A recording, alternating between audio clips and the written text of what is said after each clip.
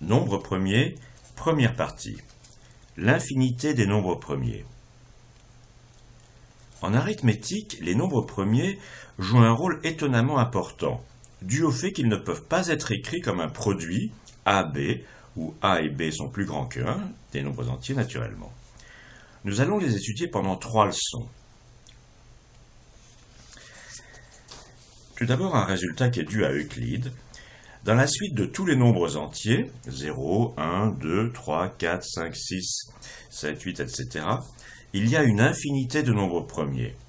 Et la démonstration la plus classique est justement celle due à Euclide, qui a vécu entre moins 325 et moins 265 à Alexandrie, la ville dans le delta du Nil au nord de l'Égypte. La démonstration d'Euclide est une démonstration par l'absurde. Une démonstration par l'absurde d'une proposition, d'une manière générale, ça consiste à partir de l'hypothèse que la proposition est fausse et à montrer que ça conduit à une contradiction. Ainsi, supposons qu'il y ait un nombre fini de nombres premiers. Dans ce cas-là, on va les appeler P1, P2, P3, P4 jusqu'à P grand N. Et ce serait donc 2, 3, 5, 7 jusqu'à P grand N. Mais peu importe ce que sont les premiers. Alors, on va regarder le nombre grand P, qui est égal au produit de tous les nombres premiers plus 1. On a vu l'année dernière, en classe de 3e, que tout nombre avait une décomposition unique en facteurs premiers. C'est donc le cas de grand P. Alors, de deux choses l'une, soit grand P est premier, mais grand P est plus grand que P grand N, donc c'est absurde, c'est impossible. Soit grand P a un facteur premier Q, plus petit, mais Q ne peut pas faire partie de P1, P2 ou Pn, puisque Q divise le produit de tout ça plus 1. Et divise P. Donc s'il faisait partie de ce produit, eh bien la division de P par Q donnerait 1, et Q ne serait pas un diviseur de P. Donc c'est absurde aussi. Donc, partir de la négation de l'hypothèse de base était impossible, donc l'hypothèse de base est vraie. Bon, il faut reconnaître que c'est un résultat somme toute assez simple. Regardons un résultat plus général.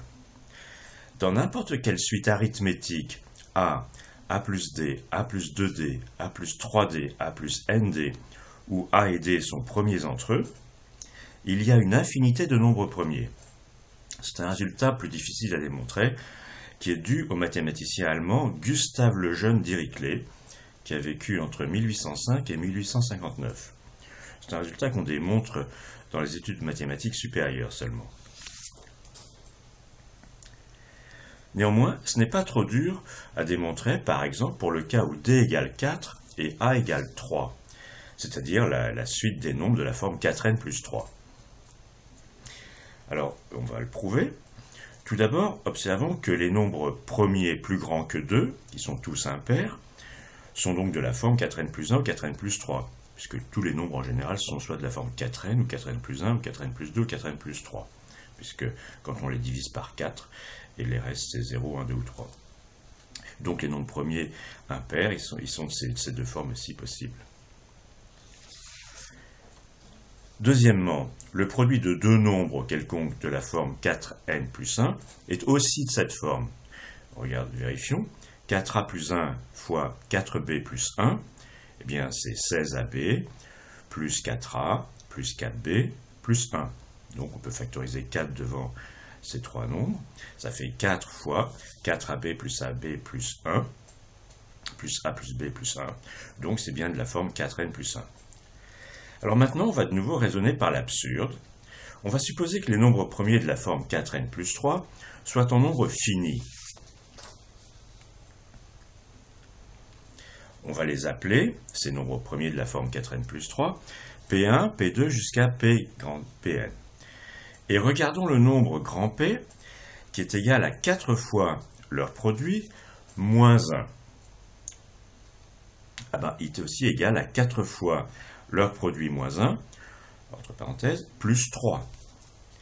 Alors, de deux choses l'une, soit grand P est premier, mais il est de cette forme-ci, et il est plus grand que le dernier Pn, donc c'est absurde, soit grand P a au moins deux facteurs premiers. mais ils ne peuvent pas être dans P1, P2 jusqu'à P grand N, Pn, puisque grand P est le produit de ça par 4 moins 1.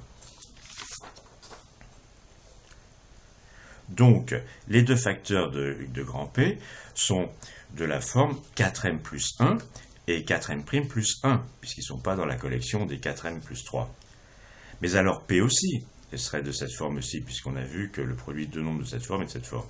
C'est absurde, donc il y a une infinité de nombres premiers de la forme 4n plus 3.